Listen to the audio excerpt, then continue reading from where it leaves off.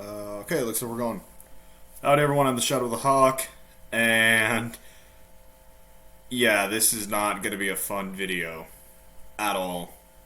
I'm probably going to lose some friends over my take on this. So, if you're conservative and not living under a rock, you know about the Daily Wire Steven Crowder situation.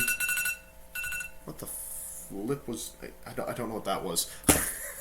Anyway, for those of you who somehow watch my channel and aren't a conservative or live under a rock, or both, Steven Crowder announced he was leaving the Blaze last year. I say last year, in December.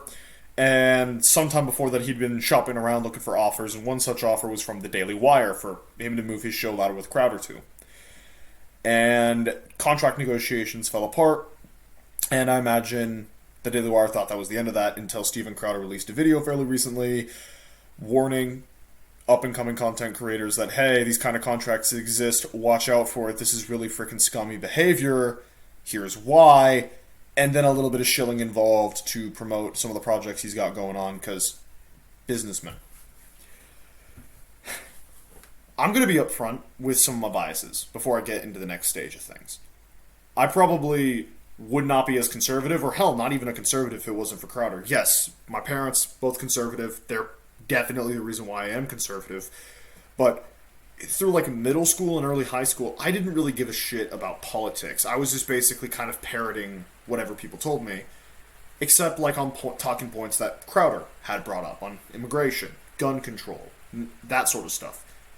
And so I had like a level of mix. I had a mix of being kind of left-wing and a mix of being right-wing, mostly because Crowder was keeping me mixed, I'd argue. And then when I got old enough to pay attention to what my parents were talking about, pay attention, understand things, I'd say this is around sophomore, junior year of high school, that is like, I am conservative, and I continue to listen to Crowder, and I thank him for keeping me in a good, stable mindset.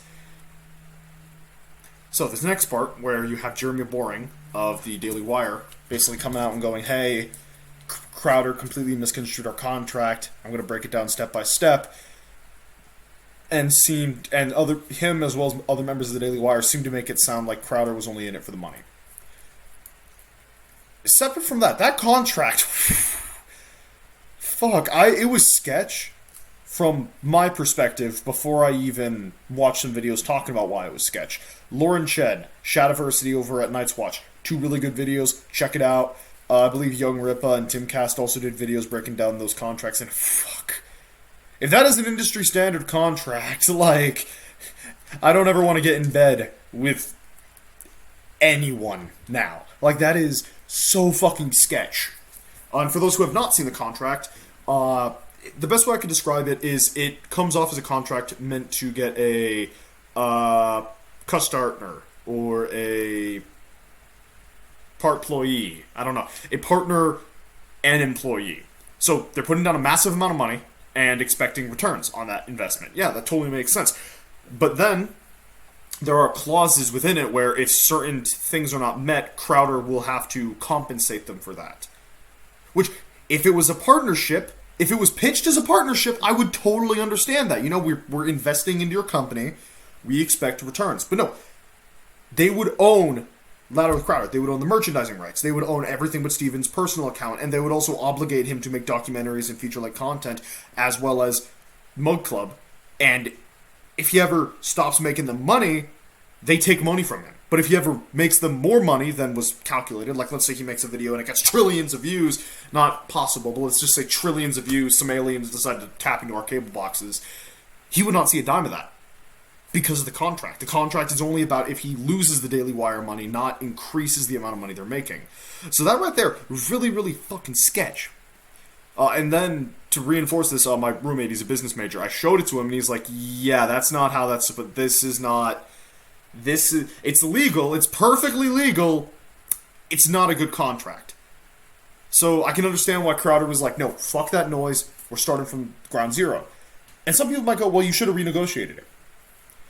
If a friend came to me personally and showed me that kind of offer that was, hey, we're going to take your company, we're going to take all of the money from your company, and then if you don't make And then if you lose just a little bit of money from YouTube advertising, we're going to take money from you.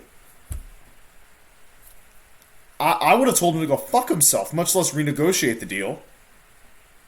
And so the Daily Wire does that, and then you've also got Ben Shapiro, Matt Walsh, Candace Owens start going after Crowder. Start saying, he betrayed us, he betrayed his friends, he's a money grubber. Ah!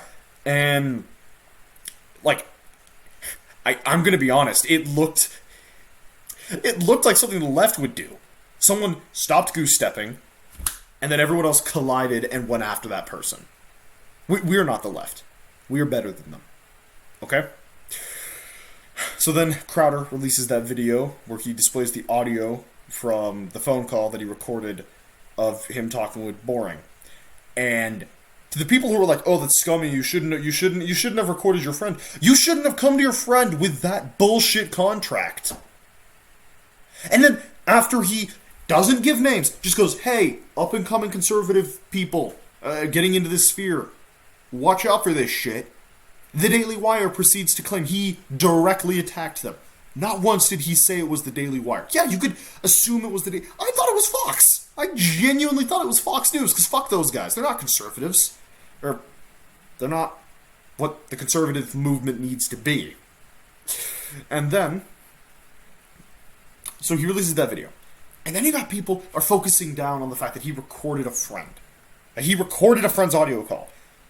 Project Veritas having hidden cameras on Twitter employees or preschool teachers or tapping phone lines. Like that's all perfectly fine, but an individual who engages in scummy business practices, we can't tap his phone? That's not allowed? No? Okay, just making sure. Just making sure that because he is one of us, we can ignore what he did. That deal.